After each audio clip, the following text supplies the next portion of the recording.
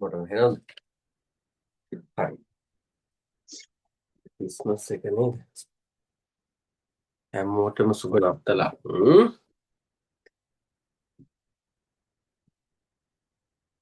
පුතේ අද මේ කමන්නේ රෙකෝඩින් එක බලන්න පුළුවන් නේද හරි පුතේ අපිට අලුත් පාඩම් කොටසක් කතා කරන්න තියෙන්නේ අපි ගිය සතියේ ඉවර කරා පෘථිවි අභ්‍යන්තර ව්‍යුහය පාෂාණ සහ පස් කියන පාඩම අද අපි පටන් ගන්නවා පුතේ මානුෂ භූගෝල විද්‍යාව. ඒ කියන්නේ මේ පොතේ භෞතික පොතේ නේ අපි ලිව්වේ. දැන් ලියන මානුෂ භූගෝල විද්‍යාවේ ජනාවාස පාඩම. හරිද?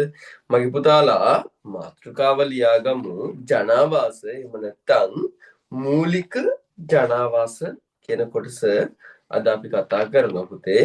මාතෘකාව ලියාගමු එහෙනම් ජනාවාස නැත්නම් මූලික ජනාවාස කියලා. නැත්තා තියෙද පුතාලට? ඊයේ පුතේ මලගෙදරට ගිය නිසා වැඩේ කරන්න බැරි වුණා. හරිද? ඔව් මූලික ජනාවාස.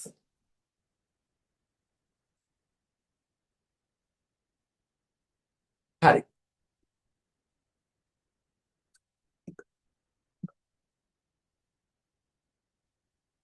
මූලික ජනාවාස. මාතෘකාව ලියාගෙන උරක් කරලා. බොන්ද වෙනවා.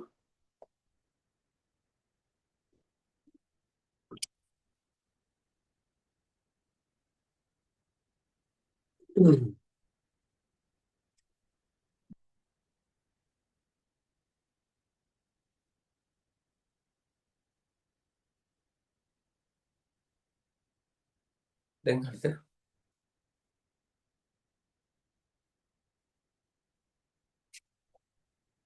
හරිද? හරි. මූලික ජනාවාස.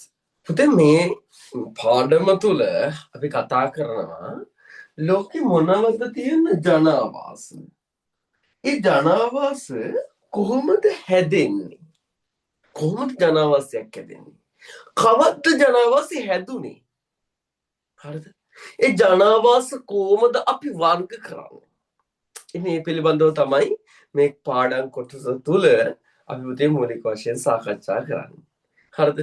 දැන් පුතාලා මානව ජනාවාස කවදා කොහේ කොහොම හරියට හැදුනද කියලා අපි දන්නේ නැහැ. අපි හිතනවා මගේ පුතා මානව ජනාවාස මීට අවුරුදු මිලියන දෙකකට මිලියන ගණනාවකට පමණ පෙර ඉස්සෙල් ආදි ශිලා යුගයේ එහෙම නැත්නම් පූර්ව ශිලා යුගයේ නිර්මාණය වෙන්නේ නැති කියලා තමයි විශ්වාස කරන්නේ. ඔව් මගේ පුතේ. හරිද? පූර්ව ශිලා යුගයේ නිර්මාණය වෙන්නේ නැති කියලා විශ්වාස කරනවා. මොකක්ද මේ ජනාවාසයක් කියන්නේ? පුතේ ජනාවාසයක් කිව්ව ගමන්ම අපිට මතක් වෙන්නේ ගේ පොඩ්ඩක්. මොකද මතක් වෙන්නේ? ගියක් තමයි අපිට මතක් වෙන්නේ ජනාවාසයක් කිව්ව ගමන්. හැබැයි මගේ පුතාලා ජනාවාසයක් කියන්නේ ගියක් නෙමෙයි. හරිද? ජනාවාසයක් කියන්නේ ඊට වඩා ගොඩක් පුළුල් එකක්. දැන් මම ඉන්න ජනාවාසයක. මම ඉන්න ජනාවාසය තමයි මාතර නාගරික ජනාවාසය. ඔයා ඉන්න ගෙදර තියෙනව නේද? ඔය ගෙදර පුතේ ජනාවාසයක් නෙමෙයි. ජනාවාසය තමයි ඔයා ඉන්න ග්‍රාමීය හරි නාගරික හරි ජනාවාසය. ඒ කියන්නේ මගේ පුතා ජනාවාස කිව්වට පස්සේ ඔයාගේ ගෙදර විතරක් අයිති වෙන්නේ නැහැ. ගෙදර කියන ජනාවාස පොඩි අංගයක් විතරයි. පැහැදිලිද? ඔයාගේ ගෙදර කියන ජනාවාස චූටි අංගයක් විතරයි. එහා ගෙදරත් ඔයාගේ ජනාවාසයට අයිති. මේ පැත්තේ තියෙන ගෙදරත් ඔයාගේ ජනාවාසයට අයිති. ඔයාගේ ගෙදරට එන පාරවල් ටිකත් අයිති. වැටමායින්, වැටකඩලු, තාප්ප ඔය ඔක්කොම සමස්තය අයිති. ඔය සමස්ත එකතු වෙලා හැදිච්ච ඔය ගම තියෙනව නේද පුතා? එන්නේ ගම තමයි ඔයාගේ ජනාවාසය. එතකොට ඔයාගේ ගෙදර කියන්නේ ඔය සංකීර්ණ පුළුල් ජනාවාසය මගේ පුතේ චූටිම චූටි කොටසක් විතරයි. පැහැදිලිද? එහෙනම් ඔයාගේ ගෙදර නෙමෙයි ජනාවාසය මොකද්ද ඔයාගේ ගම. ජනාවාසික මූලික අංග කිව්වහම ඔයාගේ ගෙවල්, ඒ කියන්නේ ඔයාගේ නිවාස අයිති, වැටමායිම් අයිති, පාරවල් අයිති, ගෙවතු අයිති, වගා භූමිය අයිති, අනිකුත් වටේ ඉන්න මිනිස්සු සමාජය අයිති පුතේ. වටපිටාව පරිසරය අයිති. ඔය ඔක්කොටම තමයි අපි ජනාවාසයක් කියන්නේ. ලෝකෙ ඉස්සරම තිබුණේ ජනාවාස ගත්තම ගල් ගුහා නෙමෙයි. ගල් ගුහා කියන්නේ ජනාවාසයේ පොඩි අංගයක් විතරයි. මොකද්ද ජනාවාසය? ගෝත්‍රික ජනාවාසය පුතා. ගෝත්‍රික ජනාවාසය. ගල් ගුහාව කියන්නේ ගෝත්‍රික ජනාවාසයේ පොඩි අංගයක් විතරයි. පැහැදිලිද දැන් එහෙනම්? මගේ පුතාලා මතක තියාගන්න. ජනාවාසයක් කියන්නේ නම් චුටි ප්‍රපංචයක් නෙමෙයි.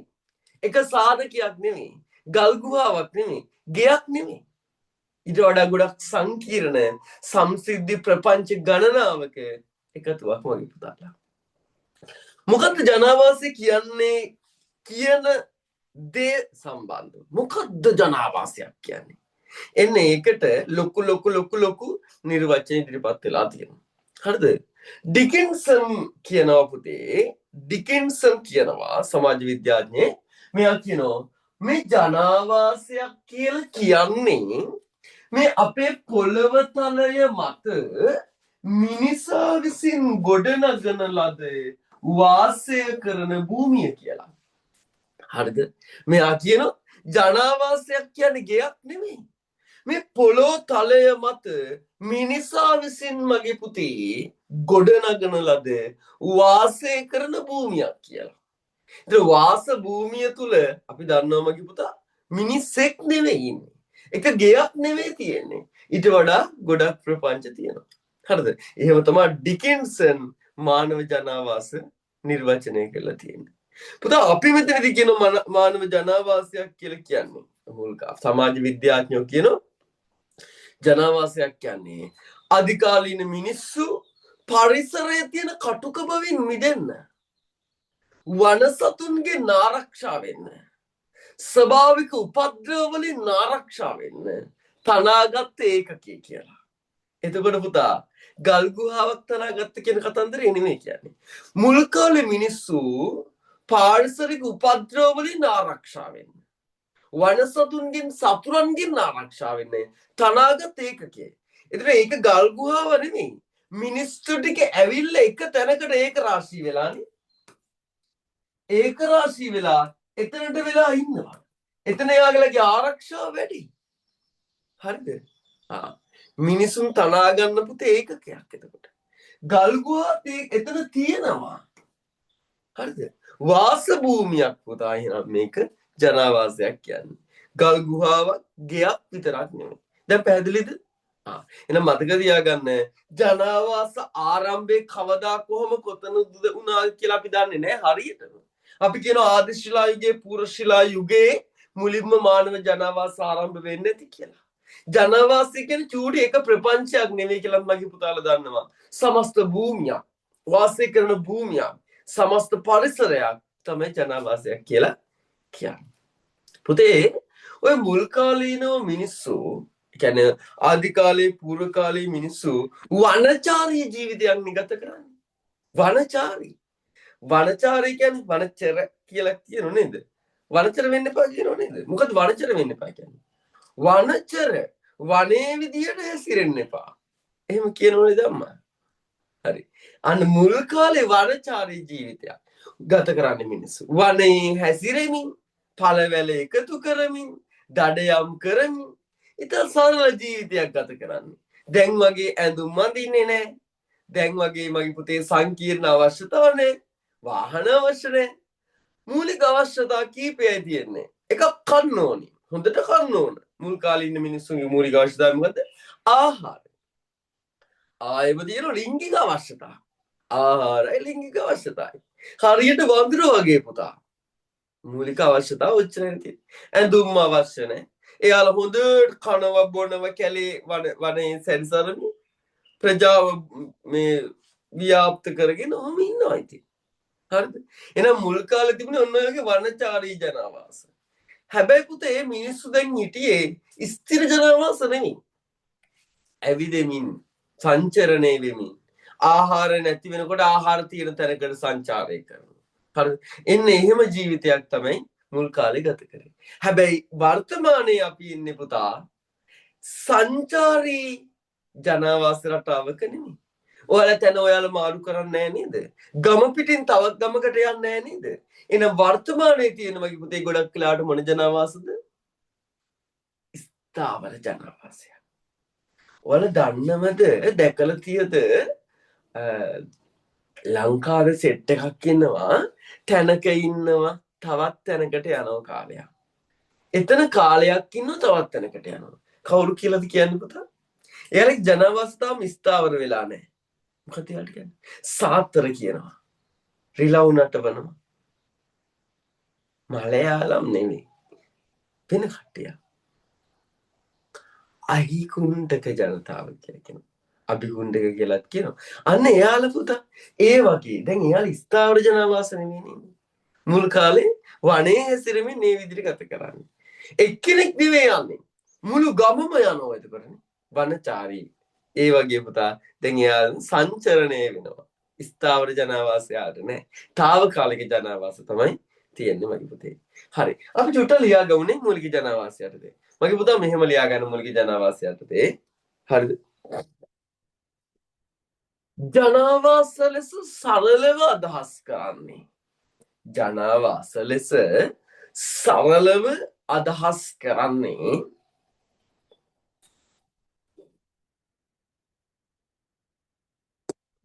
ජනාවාස ලෙස සරලව අදහස් කරන්නේ ජනයා වාසය කරන ස්ථානයි.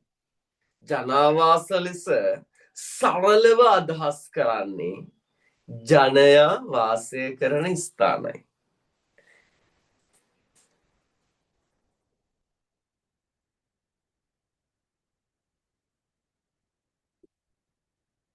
හරිද?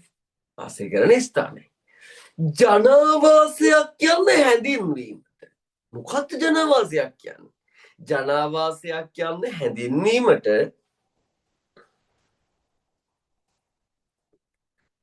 විවිධ නිර්වචනයන් ඉදිරිපත්ව ඇත. හැඳින්වීමට පුතේ විවිධ නිර්වචනයන් ඉදිරිපත්ව ඇත.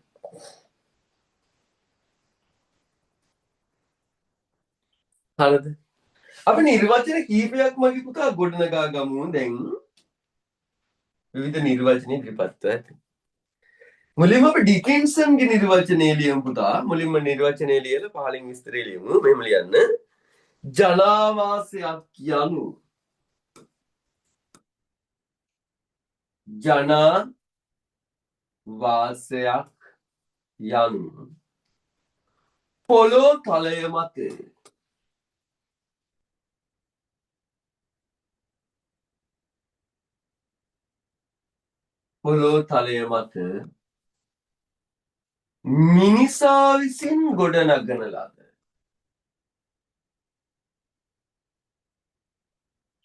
මිනිසා විසින් ගොඩනගන ලද වාස භූමියයි. ජනාවාසයක් යනු පොළොව තලය මත මිනිසා විසින් ගොඩනගන ලද වාස භූමියයි. හරිද පුතේ?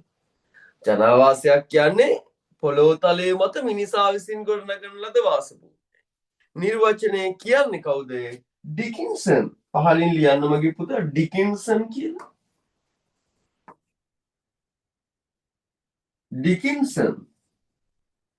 හරිද? මම ඩිකින්සන්ගේ නිර්වචනය මතක තියාගන්න. පොළොව තලය මත මිනිසා විසින් ගොඩනගන ලද වාස භූමිය තමයි පුතේ ජනාවාසය කියලා කියන්නේ. හරි.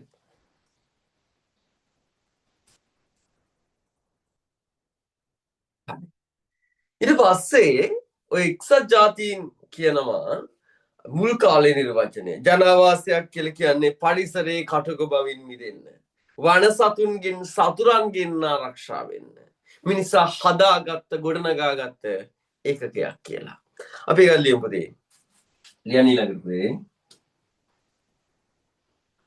පාරිසරික කටුක බවින් මිදීමට පාරිසරික කටුක බවින්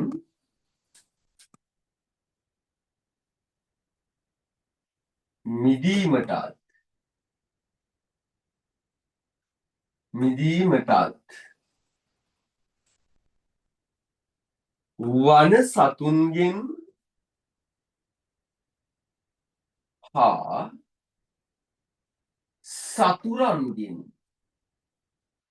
ආරක්ෂා වීමට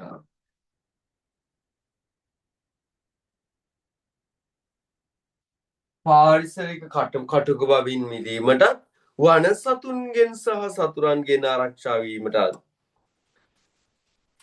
මිනිසා විසින් තනා ගන්නා ලද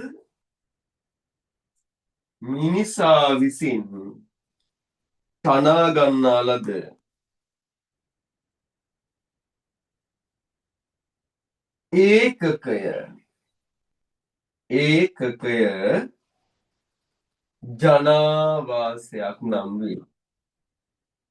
ජනාවාසයක් නම් වේ.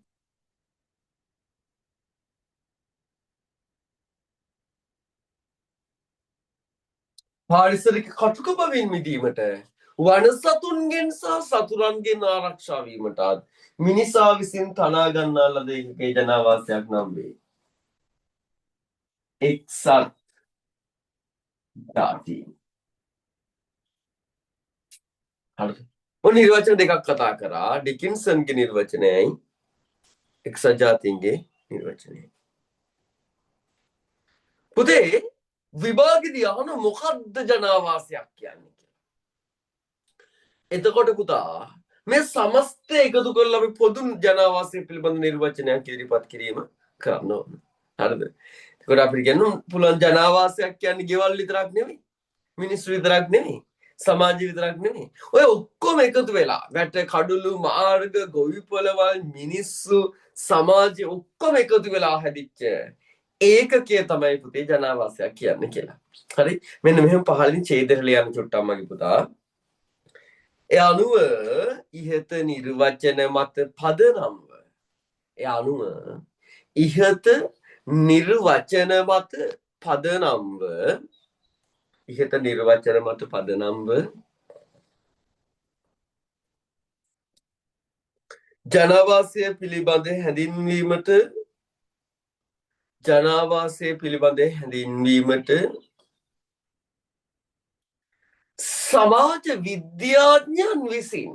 ජනාවාසය පිළිබඳ හැඳින්වීමට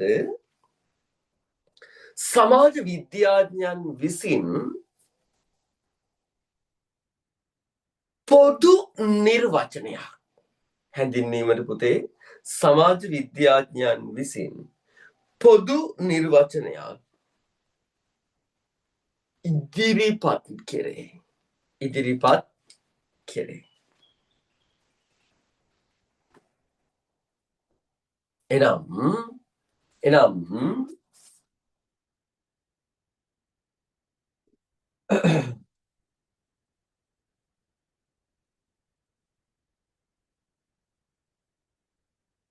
ලියාගන්න පුතේ පහලින්. එනම් ජනාවාසයක්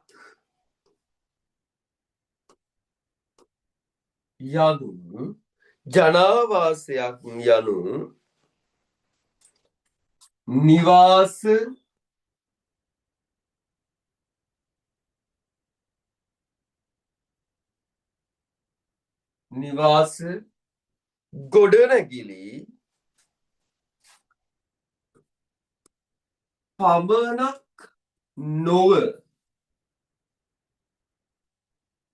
නිවාස ගොඩනැගිලි පමණක් නොව වැටවල් මාර්ග ගොවිපළවල් මාර්ග ගොවිපළවල් ආදී සියල්ලක්ම ඇතුළත්. ආදී සියල්ලක්ම ඇතුළත්. මිනිසා විසින් ආදී සියල්ලක්ම ඇතුළත් මිනිසා විසින් ප්‍රයෝජනයට ගනු ලබන දෙයින්ද. ප්‍රයෝජනයට ගනු ලබන දෙයින්ද විවිධත්වයක් ඇති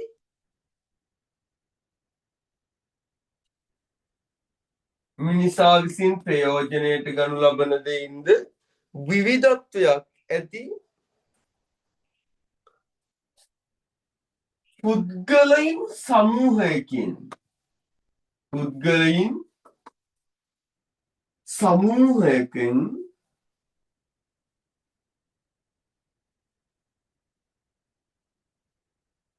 සමන්විත වූවකි.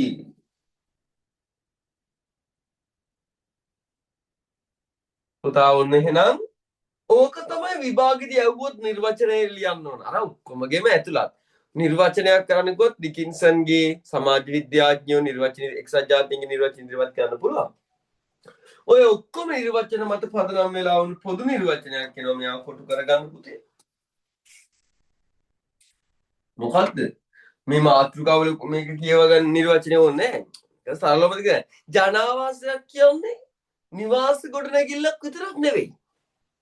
ඒ වටේ ඒ වටා ඒ සමග ඇතුළත් වැටවල් මාර්ග ගොවිපළවල් මේ ගෙවතු ආදී සියල්ලක් ඇතුළත් වෙලා මිනිස්සු විසින් ප්‍රයෝජනයට ගනු ලබන දේවල් වලින්ද සමන්විත වෙච්ච විවිධත්වයක් ඇති මිනිස්සුන්ද පුද්ගලයින් සමූහයකගෙන්ද සමන්විත වූවක් තමයි ජනාවාසයක් කියලා කියන්නේ කියලා පුතා. හරිද? ඔක තමයි පොදු නිර්වචනය වෙන්නේ. හරිද? හරි. පුතේ මේ ඕනම ජනාවාසයක් තුල අපිට එතකොට ප්‍රධාන අංගෝපාංග කීපයක් හඳුනගන්න පුළුවන්. නිවාස ගොඩනැගිලි තියෙනවා. වැටවල් මාර්ග ගොවිපළවල් තියෙනවා. මිනිස්සු විසින් ප්‍රයෝජනට ගනු ලබන දෙයින් තියෙනවා. පුද්ගලයින් සමූහයක් තියෙනවා. මේ ඔක්කොම ජනාවාස ප්‍රපංචයක්. හරිද? ජනාවාස මූලිකාංගයන්. මේ නිර්වචනයේ ඇතුළේ තියෙන මූලිකාංග ටික අපි වෙනම එළියට අරගෙන කතා කරමු. චුටි මාතෘකාවක් ලියා ගමු එහෙනම්. ජනාවාසයක මූලිකාංග කියලා. හරි. චුටි මාතෘකාවක් ලියන්න මගේ පුතේ. පොඩි එකක්. ජනාවාසයක මූලිකාංග.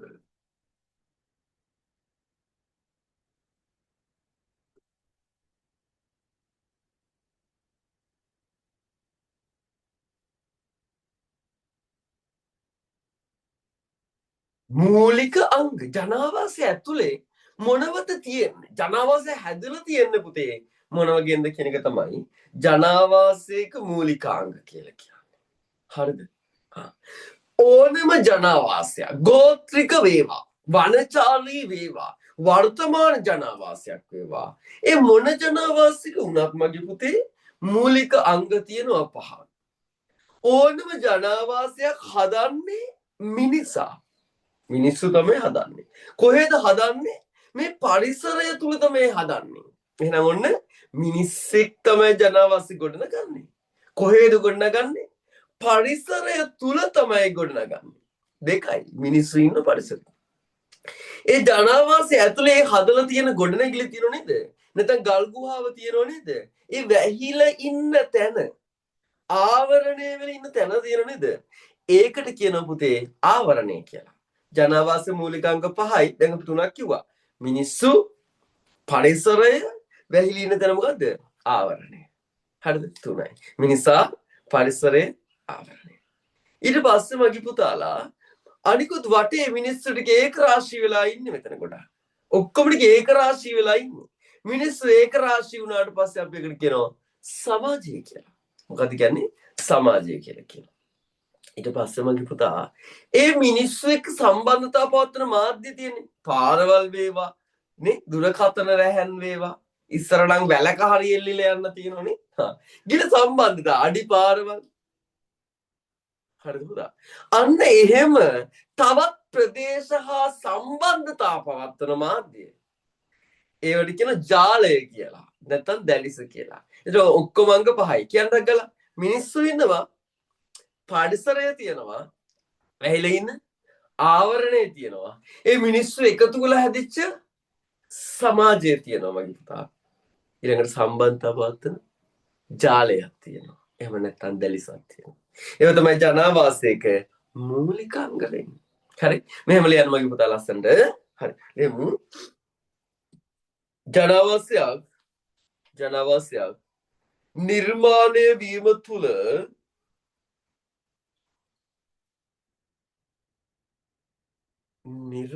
වීම තුළ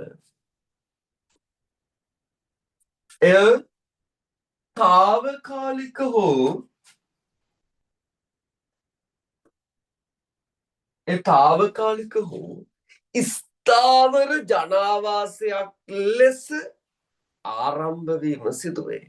ඒ තාවකාලික හෝ ස්ථාවර ජනාවාසයක් ලෙස ආරම්භ වීම සිදුවේ.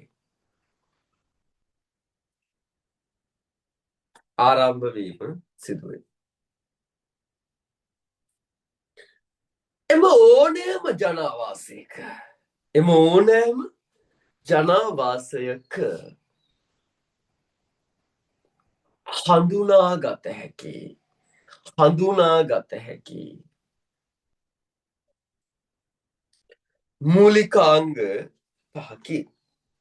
මූලිකාංග පහකි. එක පහළට ලියන්නේ මිනිසා.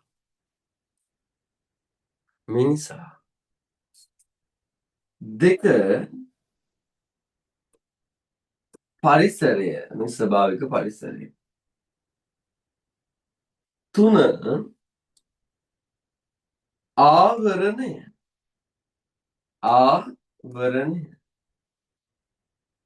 හතර ජාලය. පුතේ ජාලයට කියනවා දැලිස කියලා.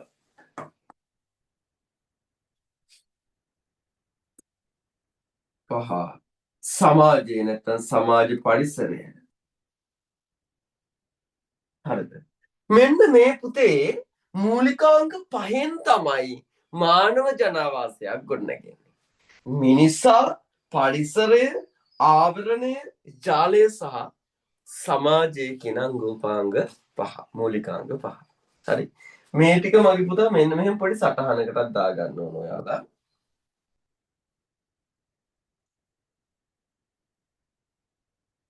මේ ඔක්කොගෙම එකිනෙක සම්බන්ධතාවයක් තියෙනවා.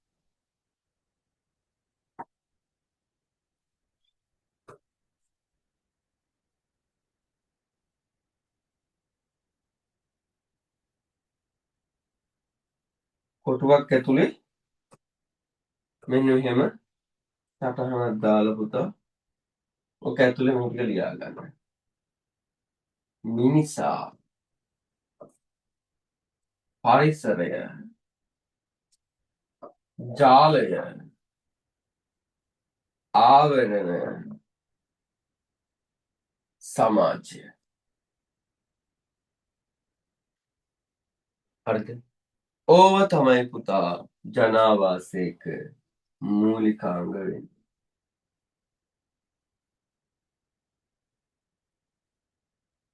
හරිද ඉක්මන් කරන්න. ඕනම ජනාවාසයක ඔය දේවල් පහ තමයි පුතේ මූලිකාංග පහ වෙන්නේ. හරිද? මේ මූලිකාංග වලින් මිනිස්සු තමයි පුතේ මූලිකම. ඇයි ඒ? මිනිස්සු නැත්තම් කවදාකවත් ජනාවාසයක් ආරම්භ වෙන්නේ නැහැ. මිනිසා මැදිහත් වෙලා තමයි ඕනෙම ජනාවාසයක් ආරම්භ කරන්නේ. එහෙනම් පුතා ජනාවාසයක ප්‍රධානතම සංරචකය කවුද? මිනිසා. ඕනෑම ජනාවාසයක ප්‍රධානතම සංරචකය තමයි පුතේ මිනිසා කියලා කියන්නේ. හරිද? ඊළඟට ජනාවාස කොහෙද තියෙන්නේ? පරිසරය තුල. ඉස්සර නම් වනාන්තරය. දැන් නම් ග්‍රාමීයනේ. මොනවා හරි පරිසරයක් මේ වටපිටාව තුල තමයි ඕනෑම ජනාවාසයක් පදනම් වෙලා තියෙන්නේ. නා අපිට කියත හැකි ජනාවාසයේ පදනම මොකද්ද පුතේ? පරිසරය කියලා. මූලික සංරචකයේ මිනිසා පදනම මොකද්ද? පරිසරය. හරිද? පහලින් ලියා ගන්න පුතා මගේ පුතේ මෙහෙම. පහලින් ඡේදෙට ලියා ගන්න. ඡේදෙට නෙමෙයි. අපි එක එක සංරචක වෙන වෙනම ලියා ගමු වැඩි ඉවරයි. මේක හරිනේ. චුට්ට කළු පෑනෙන් ලියන්න මිනිසා කියලා. ඉස්සරහින් ලියා ගමු කවුද මිනිසා? හරිද? ඉස්සර නම් ගෝත්‍රිකයෝ වැඩි ජනතාවනේ. ගෝත්‍රිකය. දැන් නම් අපි මිනිසා කියලා කියන්නේ. පුතේ මිස්සරෙන් ලියන්න. ජනාවාසික පදනම මිනිසාවේ. ජනාවාසයක පදනම මිනිසාවේ.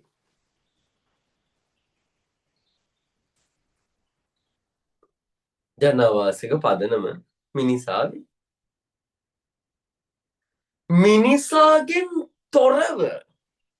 මිනිසාගෙන් තොරව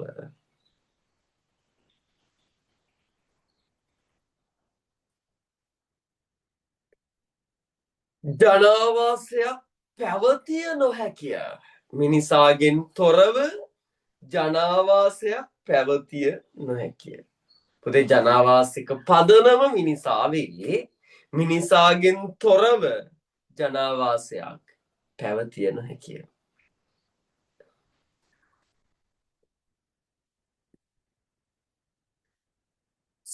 සෑම ජනාවාසයක්ම ගොඩනගනුයේ සෑම ජනාවාසයක්ම ගොඩනගනුයේ මිනිසා මැදිහත් වීමෙනි. සෑම ජනාවාසයක්ම ගොඩනගනුයේ මිනිසා මැදිහත් වීමෙනි. හරිද?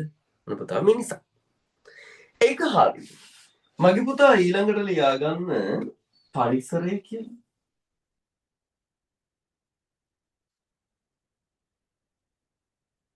පරිසරය කියලා. හරි? වටපිටාව පරිසරය කියන්නේ. ස්වභාවික පරිසරය. හරි? මෙහෙම ලියා ගමු. ජනාවාසයක පදනම වන්නේ පරිසරයයි. පදනම වන්නේ ස්වභාවික පරිසරයයි. ජනාවාසයක පදනම වන්නේ ස්වභාවික පරිසරයයි.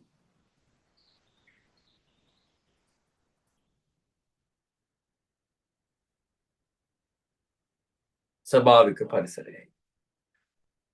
ඕනෑම ජනාවාසයක් පිහිටුවීමෙන් පසු ඕනෑම ජනාවාසයක් පිහිටුවීමෙන් පසු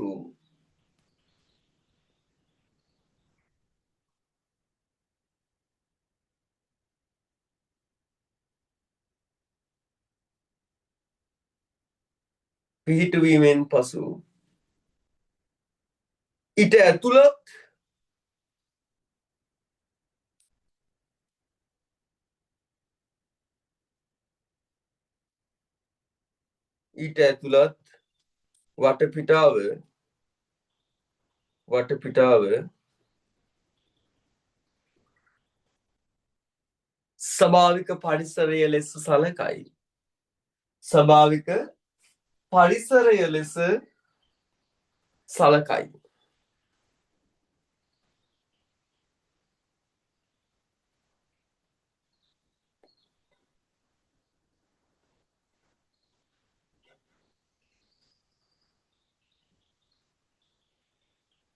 හරිද පුතේ? හරි. ඊළඟට ලියනවා ආවරණය කියලා ලියන්න. ආවරණය.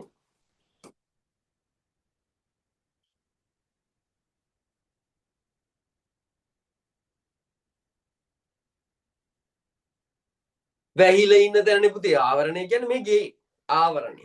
ගොඩනැගිල්ල ආවරණයක්. ගල්ගුහාව ආවරණයක්. කඩයක් ආවරණය. හරිද පුතා? ඇහිලා ඉන්න ආවරණය වෙලා ඉන්න ගොඩනගාගත් එක. පුතා මෙහෙම ඉස්සරහින් ලියන්න.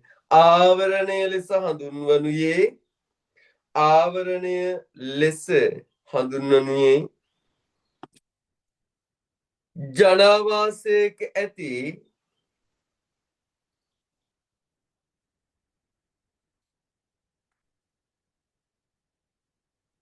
ජනාවාසයක ඇති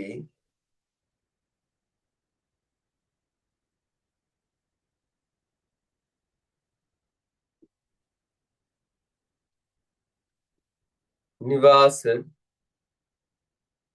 ගොඩනැගිලි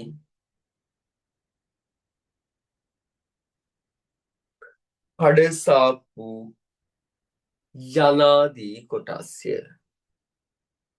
යනාදී කොටස්ය.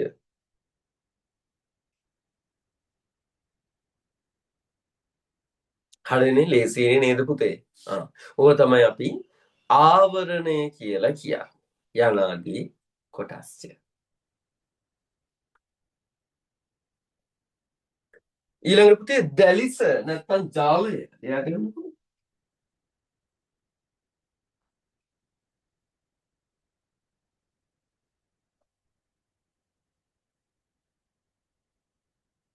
ජාලය සම්බන්ධතා පවත්වන මාධ්‍ය. මාර්ගයක් වේවා. එහෙම නැත්නම් විදුලි රැහැන්. එහෙම නැත්නම් ඉස්සන අඩිපාරවල්. ඒවයින් තමයි තවත් ප්‍රදේශ හා සම්බන්ධතා පවත්වන්නේ. අනිකුත් සමාජ අනිකුත් මිනිස්සු එක්ක සම්බන්ධතා පවත්වන්නේ. එහෙම සම්බන්ධතා පවත්වන මාධ්‍ය වලට තමයි අපි ජාලය කියලා කියන්නේ. මෙහෙම ලියාගන්න. තවත් ප්‍රදේශ සමග සම්බන්ධතා පවත්වන තවත් ප්‍රදේශ සමග සම්බන්ධතා පවත්වන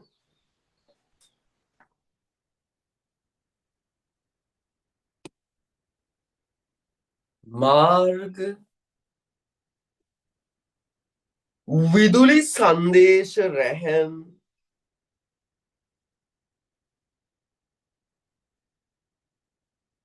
විදුලි සංදේශ රැහැන්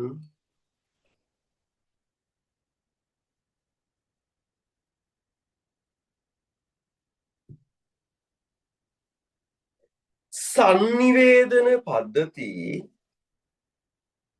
ආදිය සංනිවේදන පද්ධති ආදිය දැලිස හෙවත් ජාලය ලෙස හඳුන්වයි. දැලිස හෙවත් ජාලය ලෙස හඳුන්වයි.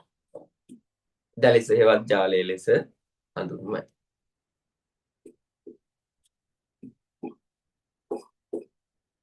හරිද පුතේ? මිනිසා හරි පරිසරය හරි ආවරණය හරි දැලිස හරි අවසානයේ පුතා සමාජය.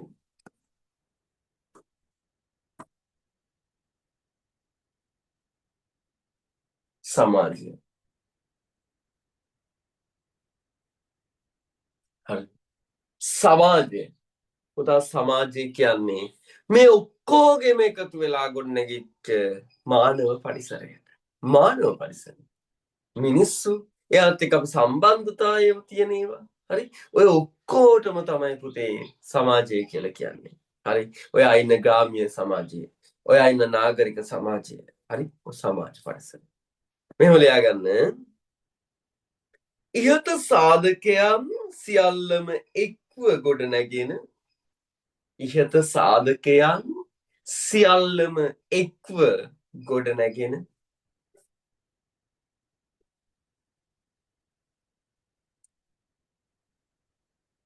එක්ව ගොඩනැගෙන ජනාවාසය තුල අන්තර්ගත ජනාවාසය තුල අන්තර්ගත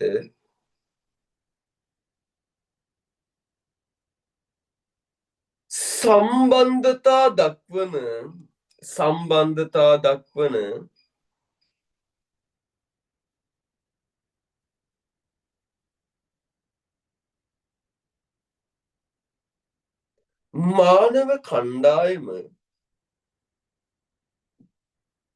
මානව කණ්ඩායම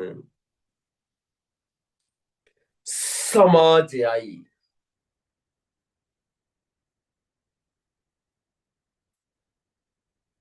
එය කුඩා හෝ විශාල ප්‍රමාණයෙන් යුක්ත වේ. ඒ පුතේ කුඩා හෝ විශාල ප්‍රමාණයෙන් යුක්ත වේ. කුඩා සමාජයක් වෙන්න පුළුවන්, විශාල සමාජයක් වෙන්න පුළුවන් හැකියාව තියෙනවා. හරිද?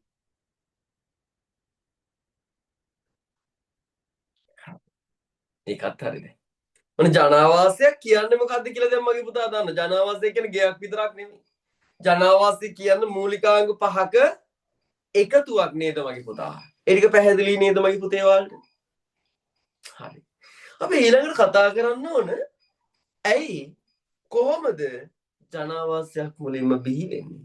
මොන වගේ සාධකද ජනාවාසයක් බිහි වෙන්න බලපෑවි කියලා මගේ පුතාලා. හරිද? එහෙනම් අපි ලියාගමු ජනාවාසයක් බිහිවීමට නැත්නම් වර්ධනය වීමට බලපෑ සාධක කියලා. හරි? මාතෘකාවක් ලියන්න චූටි පුතා. ජනාවාසයක් බිහිවීමට බලපෑ සාධක කියලා.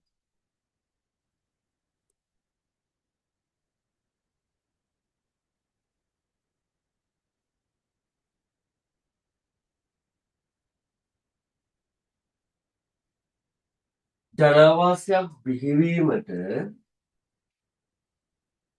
බලපෑ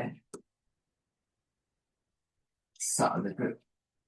ජනාවාසයක් බිහිවීමට බලපෑ සාධක. හරි. ජනාවාසයක් බිහිවීමට බලපෑ සාධක. කොහේ හරි කොතනක හරි ජනාවාසයක් බිහි වෙන්න බලපාන සාධක. ජනාවාසයක් බිහිවීමට බලපෑ සාධක. පුතේ දැන් මෙහෙමනේ ජනාවාසයක් බිහි වෙන්න කොහේ හරි හැදෙන්න ගොඩනැගෙන්න මිනිස්සු ඒකරාශී වෙන්න එපා. මිනිස්සු හැම වෙලේම කැමති කණ්ඩායමක් විදිහට ඉන්න. අපි තනියම ඉන්න කැමති නෑ. අපි කැමති තවත් අපි වගේම අයත් එක්ක ඉන්න. මිනිස්සු කැමති මිනිස්සු එක්ක ඉන්න. නේද? අපි කැමති අපි වගේම තව තනියම හුදකලාව ජීවත් වෙන්න බෑ. අපි පුතා ජීව විද්‍යාත්මකව එහෙම කැමති જાතියක් නෙමෙයි. හරිද?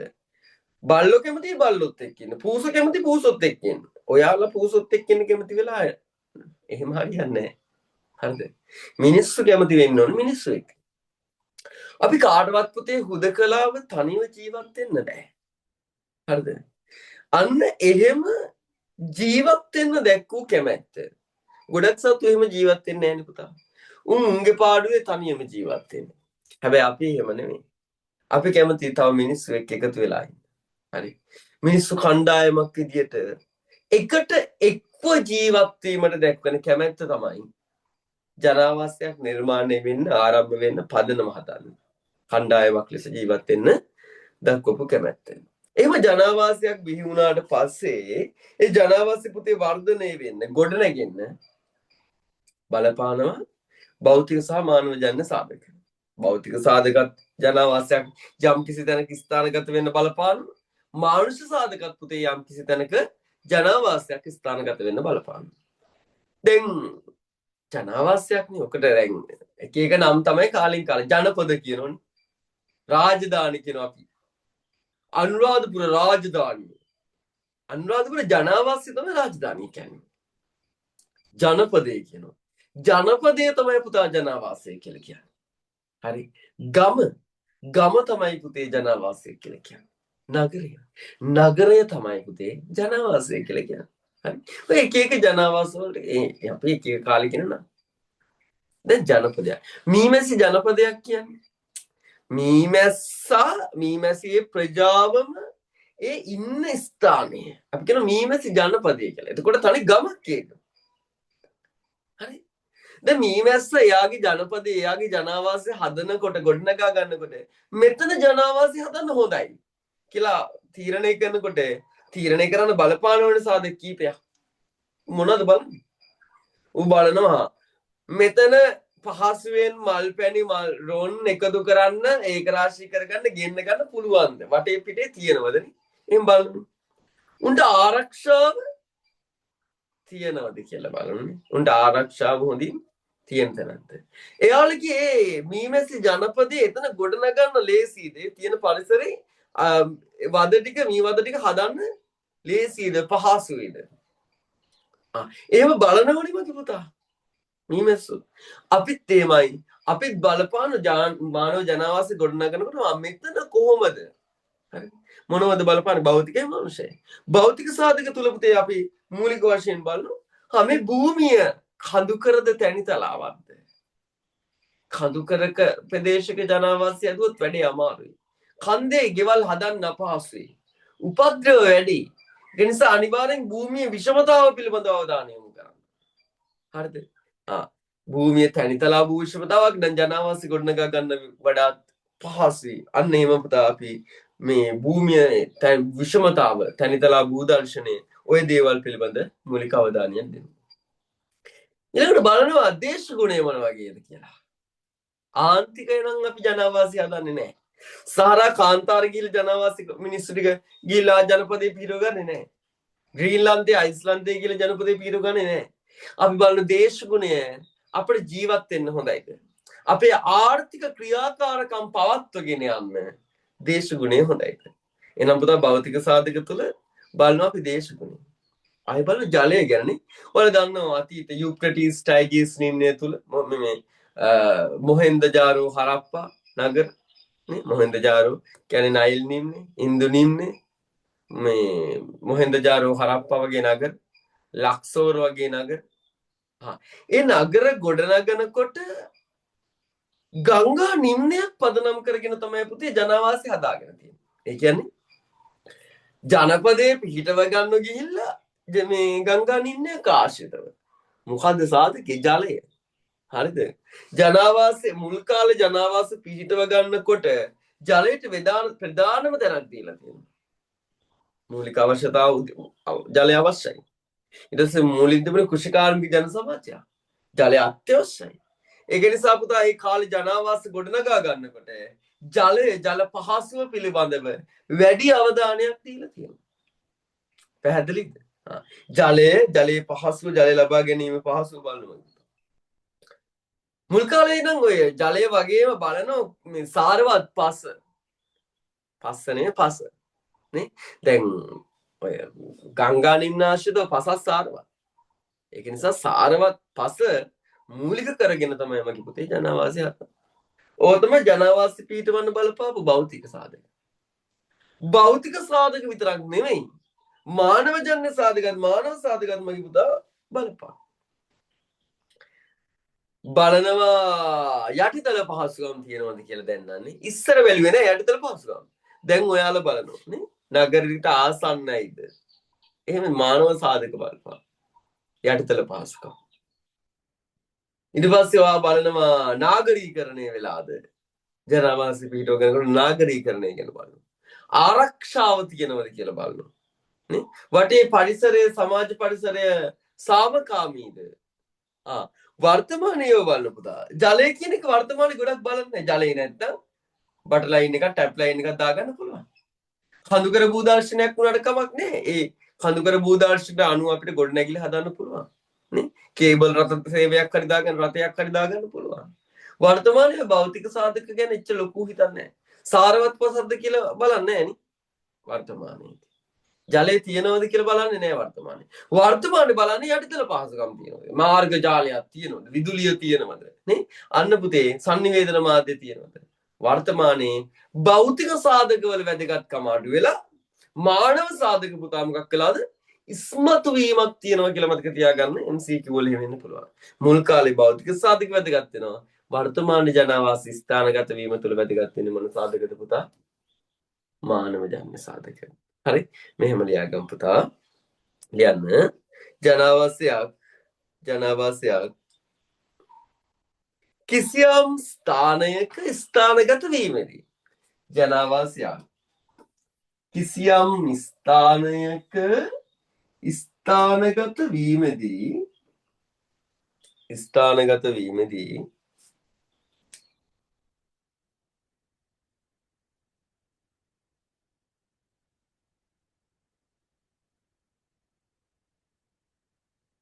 ප්‍රධාන සාධක දෙකක්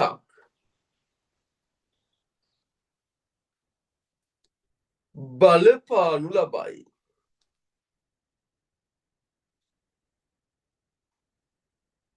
බලපානු ලබයි.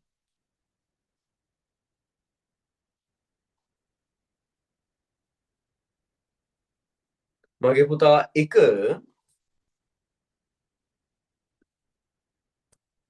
භෞතික සාධක. භෞතික සාධක. දෙක මගේ පුතා මානව සාධක. එක භෞතික සාධක දෙක මානව සාධක.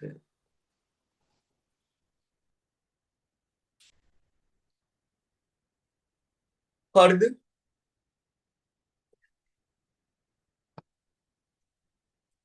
වෙනම ලියන්න පුතේ භෞතික සාධක කියන එක.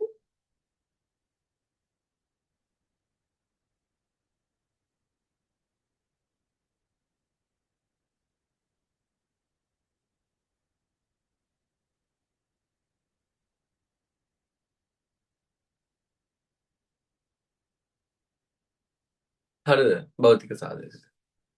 එයාටද ලියන්න එහෙම.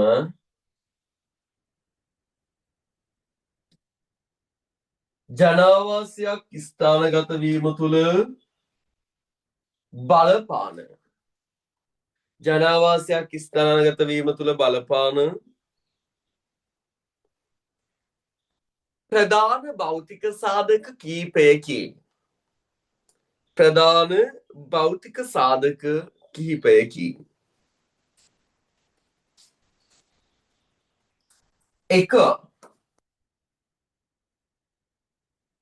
භූ විෂමතාව. එක භූ විෂමතාව.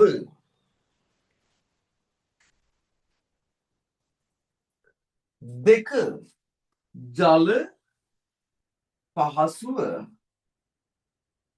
තුන සාරවත් පස. හතර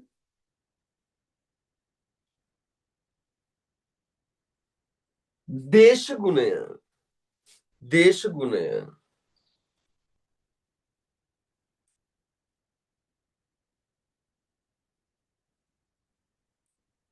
පහ ස්වභාවික සම්පත්. ස්වභාවික සම්පත්. පුතේ ජනාවාසයක් ස්ථානගත වෙනකොට ආරම්භ වෙනකොට බලනවා මෙන්න මේ භෞතික සාධක පිළිබඳව. භූ විෂමතාව මොන වගේද? ජලය තියෙනවද? සාරවත් පසක් තියෙනවද? දේශගුණය මොන වගේද? ස්වභාවික සම්පත් මොන වගේද තියෙන්නේ කියන එක අපි බලමු. හරි? විභාගෙදී එහෙම භෞතිකය මානුෂය කියලා වෙන වෙනම අහන්නේ නැහැ. ඔයාලට කෙලින්ම කියනවා ජනාවාසයක් බිහිවීම කෙරෙහි බලපාන සාධක තුනක් පෙන්වා දෙන්න. නැත්නම් බලපාන සාධක දෙකක් පැහැදිලි කරන්න. භෞතිකද මානුෂිකද කියලා වෙන වෙනම අහන්නේ නැත. හරි? අපි මේ සාධක පහෙන් දෙකක් පොඩ්ඩක් විස්තර කරගෙන යමු. එක ඇඟට ගුණයි. පළවෙනි එක ලියා ගන්නකො චුට්ටක් යටින් භූෂමතාව කියලා කෙටියෙන් ලියාගෙන යමු පුතා. භූෂමතාව කියලා. ඊට පස්සේ මානුෂ සාධක ලියමු.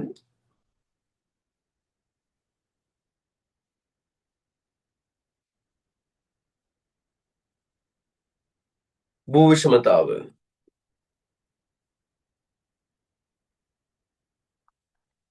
දැන් අපි බලනෝනේ ඉතින් ජනාවාසෙ ගොඩනගා ගන්නකොට.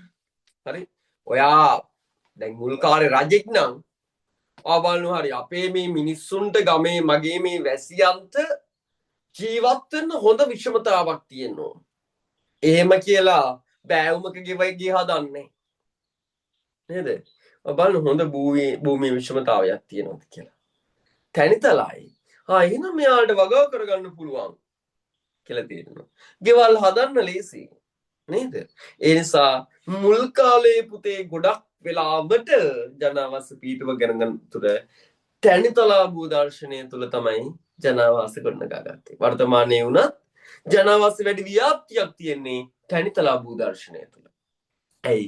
සුගමතාවය පහසුයි. සුගමතාවය කියන්නේ හොඳට වචනේ මතක තියාගන්න. සුගමතාවය කියන්නේ ප්‍රවේශ වීම පහසුයි මගේ පුතා.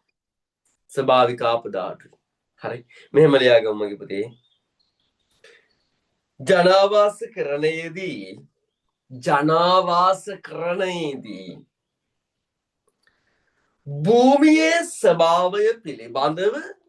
භූමියේ ස්වභාවය පිළිබඳව වැඩි අවධානයක් යොමු කෙරේ. භූමියේ ස්වභාවය පිළිබඳව වැඩි අවධානයක් යොමු කෙරේ.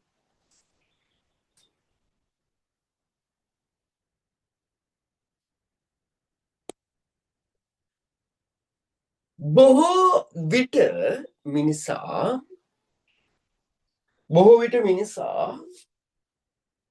වැඩි රුචිකත්වයක් දක්වන්නේ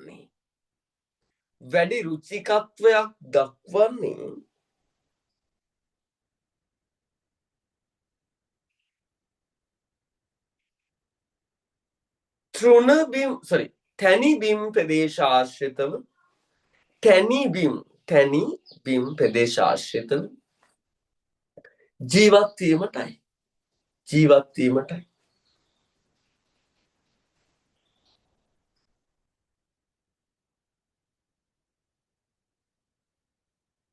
එම ප්‍රදේශයන්හි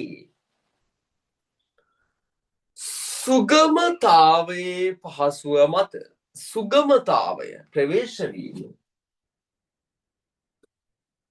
සුගමතාවයේ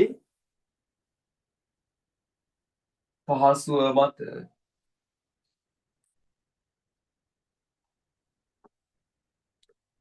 වැඩි ජනාවාස ස්ථානගත වීමක් හඳුනගත හැකි වේ.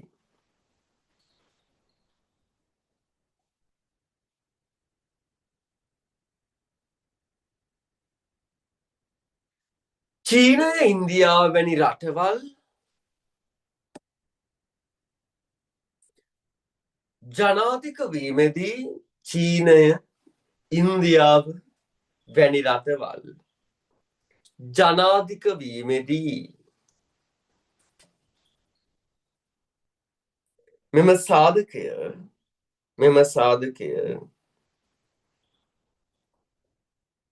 බලපා ඇත. මෙම සාධකය පුතේ බලපා ඇත.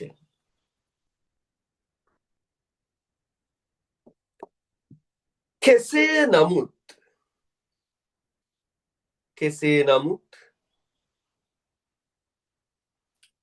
රොකී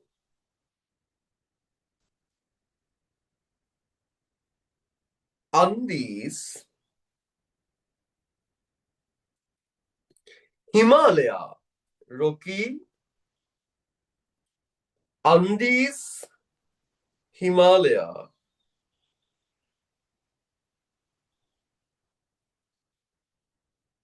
වැනි කඳුකර ප්‍රදේශ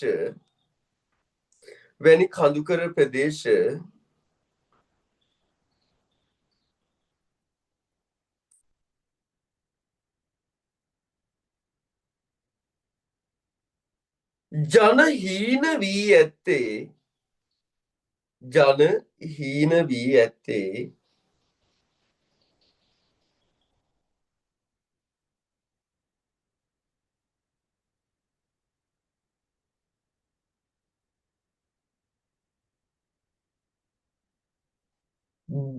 කඳුකර වූ විෂමතාව මත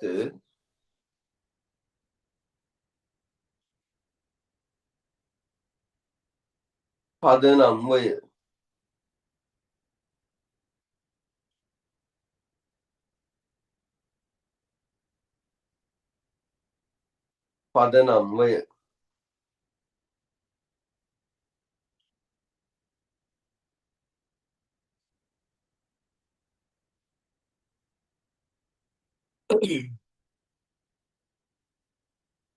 හරිද මයි පුතා? අපි ඊළඟට ලියාගමු දේශගුණය කියලා.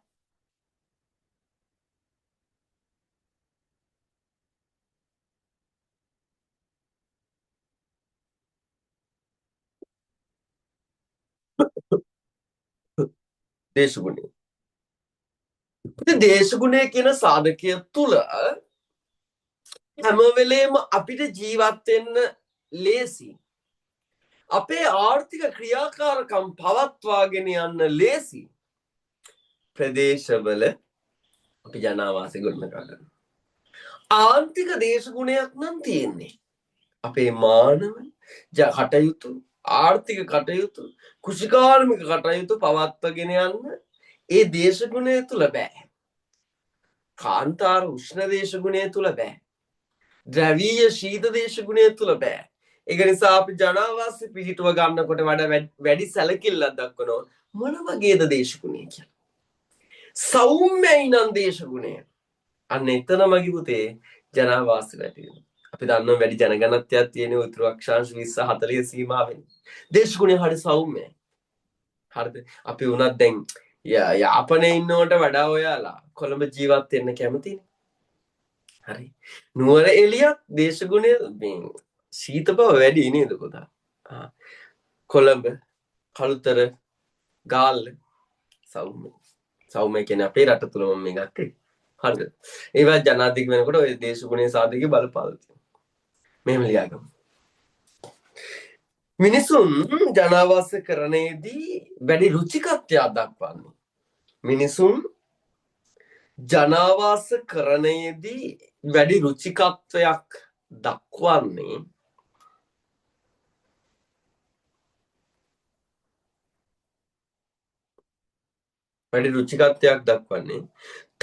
තම පැවැත්මට සහ ක්‍රියාකාරකම් වලට. තම පැවැත්මට සහ ක්‍රියාකාරකම් වලට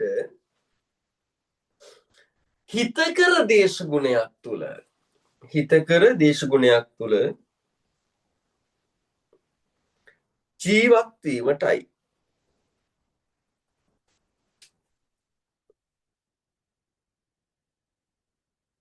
මේ හේතුවෙන් වර්තමානය වන විට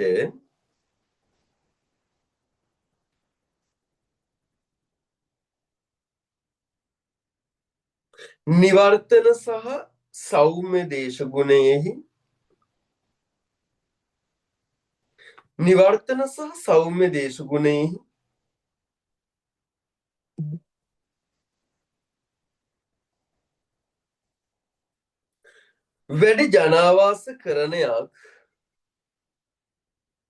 වැඩි ජනාවාස කරණයක්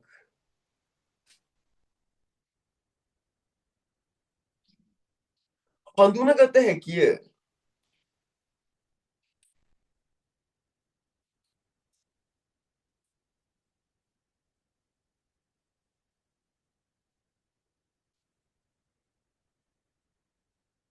වැඩි ජනාවාස කරණයක් හඳුනාගත හැකිය.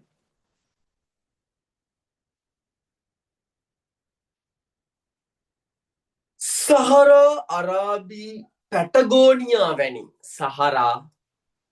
අරාබි පැටගෝනියා වැනි උෂ්ණ දේශගුණයක් සහිත කාන්තාර ප්‍රදේශ තුල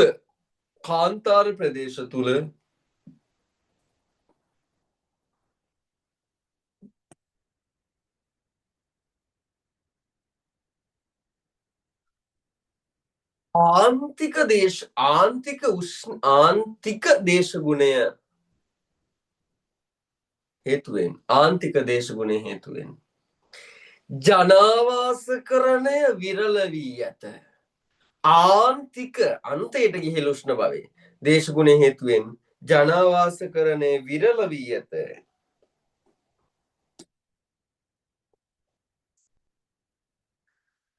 ග්‍රීන්ලන්තය සයිබීරියාව වැනි ප්‍රදේශවල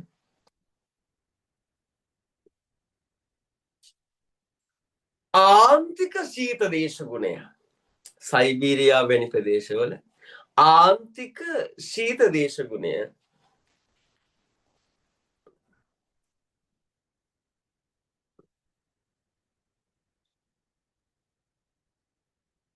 ජනාවාසකරණය විරල කර ඇත. ජනාවාසකරණය විරල කර ඇත. පැහැදිලි නේද පුතා? හරි.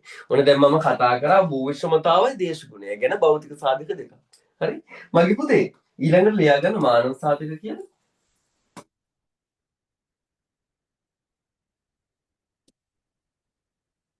මානව සාධක.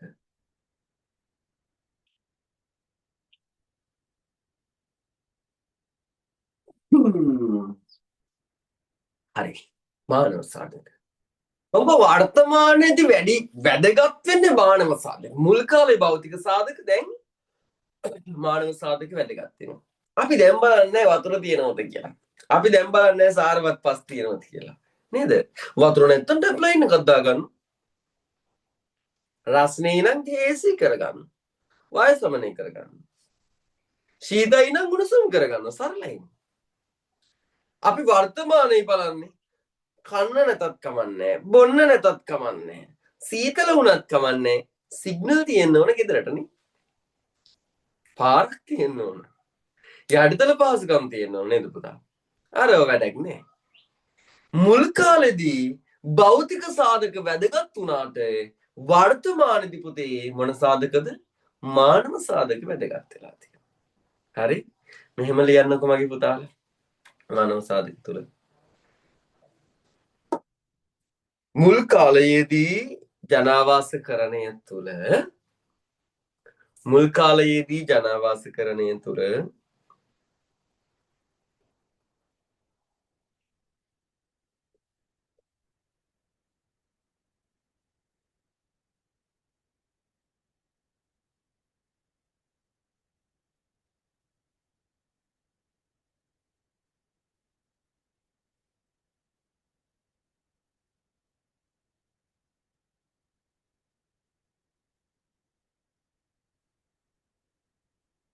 භෞතික සාධකයන් වැදගත් වුවද භෞතික සාධකයන් වැදගත් වුවද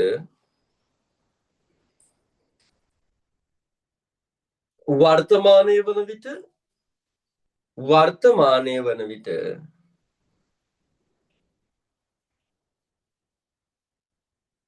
මානව සාධකයන්හි වැදගත්කම ඉහළ ගොස් ඇත. මානව සාධකයන්හි වැදගත්කම ඉහළ ගොස්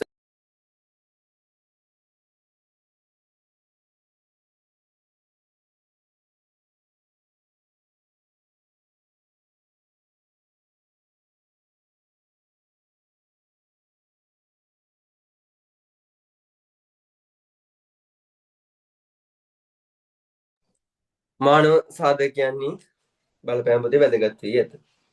එලෙස බලපාන සාධක වශයෙන්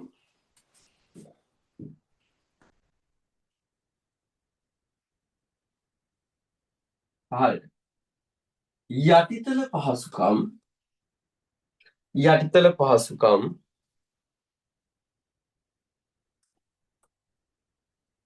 ආරක්ෂාව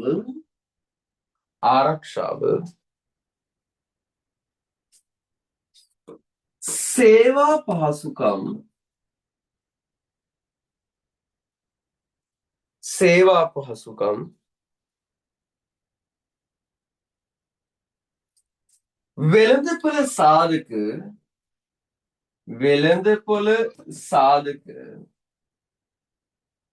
වෙළඳපොළ සාධක කාර්මීකරණය වැදගත් වේ. කාර්මීකරණය වැදගත් වේ. පුතේ මේව තමයි වර්තමානයේ බලපාන මානව සාධක. යටිතල පහසුකම් බලන්න.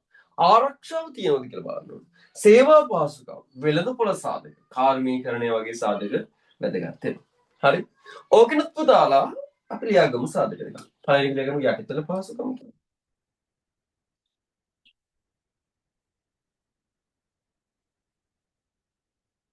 යටිතල පහසුකම්.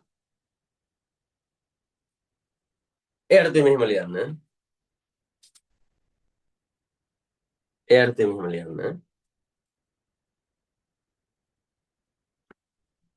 ජනාවාස ගොඩනගා ගැනීම තුළ වර්තමානයේදී ජනාවාස ගොඩනගා ගැනීම තුළ වර්තමානයේදී යටිතල පහසුකම් පිළිබඳව වැඩි අවධානයක් යොමු කර. යටිතල පහසුකම් පිළිබඳව වැඩි අවධානයක් යොමු කෙරේ.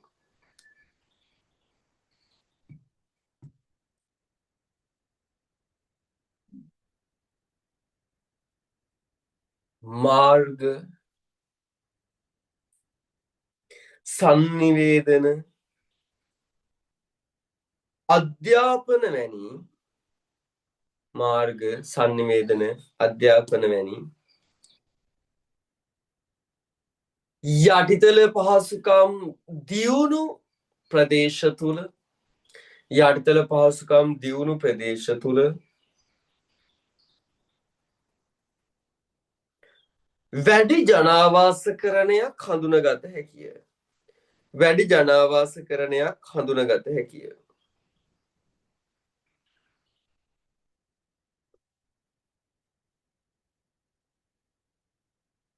ලෝකයේ බොහෝ නාගරික ජනාවාස ගොඩනැගී ඇත්තේ ලෝකයේ බොහෝ නාගරික ජනාවාස ගොඩනැගී ඇත්තේ මෙම සාධකය මතයි. මෙම සාධකය මතයි.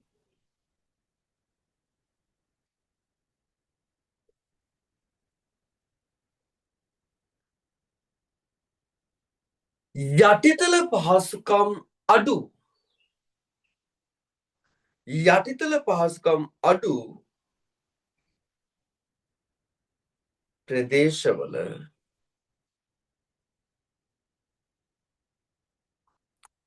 අඩු ජනාවාසකරණයක් හඳුනගත හැකිය. අඩු ජනාවාසකරණයක් හඳුනගත හැකිය.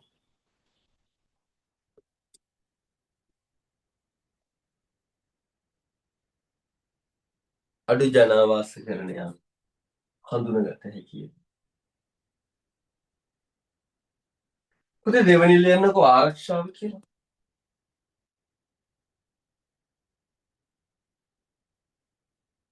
ආරක්ෂාව.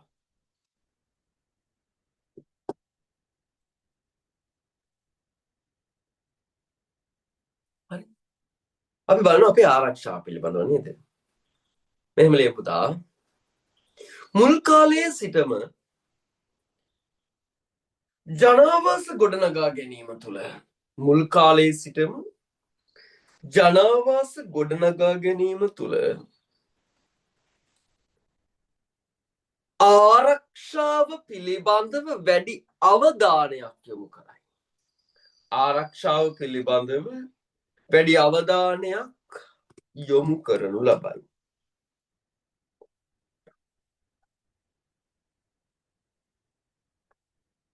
ඒ හේතුවෙන්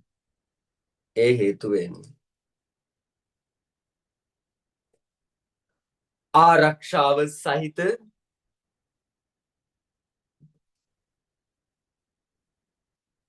උපද්‍රව අවම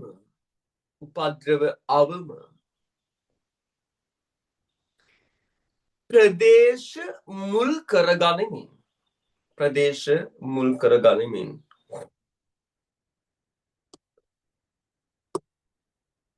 මානව ජනාවාසයන්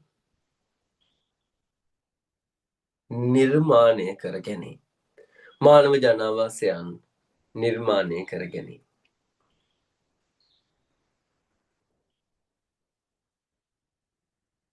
යම් ප්‍රදේශයක ආරක්ෂාව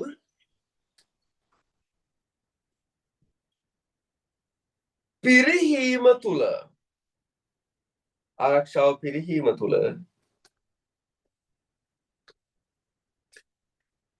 මානව ජනාවාස විරලතාවයට පත්වේ. යුද්ධයක් වගේ තිබුණොත් මානව ජනාවාස විරල වෙනවා. මානව ජනාවාස විරලතාවයට පත්වේ. මානව ජනාවාස විරලතාවයට පත්වේ. හරිද පුතේ? හරි. ඔන්න ඔය වගේ භෞතික සහ මානව ජන්‍ය සාධක මානව ජනාවාස ගොඩනැගෙනකොට වැදගත් වෙනවා. මුල් කාලේදී භෞතික සාධක වැදගත් වුණාට වර්තමානයේදී වඩාත් වැදගත් වෙන්නේ මගේ පුතේ මතක තියාගන්න මොන සාධකද? මානවජන්‍ය සාධක කියලා. හරිද? හරි. පුතා ඊළඟට අපි බලන්න ඕන එදා ඉඳන් අද දක්වා මානව ජනාවාස වර්ධනය වුණේ කොහොමද කියලා. අපි ඒකට කියනවා මානව ජනාවාස විකාශය කියලා. මොකක්ද කියන්නේ පුතේ? මානව ජනාවාස විකාශය කියලා කියනවා. විකාශනය කියනවා. වර්ධනය වුණේ කොහොමද? මං කිව්වේ ආදි ශිලා යුගයේ පූර්ව ශිලා යුගයේ ගල් ගුහා ගස් බෙනවල ඉඳලා හරිද? ඊළඟට සංචාරක එඬේරිගේ කූඩාරම් නිවාසවල ජීවත් වෙලා නව ශිලා යුගයේ ගම්මාන හදාගෙන ග්‍රාමීය ජනාවාස පිටුවගෙන අද නාගරික ජනාවාස වෙනකන් ඇවිල්ලා තියෙනවා. අන්න ඒ පුතේ ගල් ගුහාවේ ඉඳලා මේ වර්තමානය තුල නාගරික ජනාවාස ගොඩනගා ගත්ත තැන දක්වා ජනාවාස වර්ධනය වීමට අපි කියන ජනාවාසවල පුතා විකාශය කියලා. නැත්නම් ජනාවාසවල වර්ධනය කියලා කියනවා මගේ පුතේ. හරිද? අපි ඔය ඊළඟ සතියේ කතා කරමු. අද ක්‍රිස්මස් එක නිසා මම චුට්ටක් වෙලාසින් ඉවර කරන්න. ඊළඟ දවසේ වැඩි වෙලාවක් අරන් අපි වැඩි කතා කරමු පුතේ. ඊයේ රෑ කරන්න බැරි වෙච්ච නිසා මම කොහොම හරි අද පන්තිය දාගත්තේ. හරිනේ? ඔය කරපු ටික අවුලක් නැහැ. හොඳට තේරෙනව නේද? හරි. එහෙනම් අපි ඊළඟ දවසේ ඊටු ටික ඔක කතා කරලා ඉවරයක් කරගමු පුතේ. සතුටින් හැමෝම ඉන්න චර්ච් යනාය ගිහිල්ලා ඇවිදලා කරලා නේද? පාඩම් කරන්න රැට. හරි. නෝට් එක දාන්නම් මම පුතේ රෙකෝඩින් එකත් එක්ක. හැමෝටම සුබ නත්තලක් වේවා. සුබ දවසක් වේවා. බුදු සරණයි මගේ පුතේ. ජේසු පිටයි පුතේ. මහන්සියෙන් මැට්‍රික් කරගමු.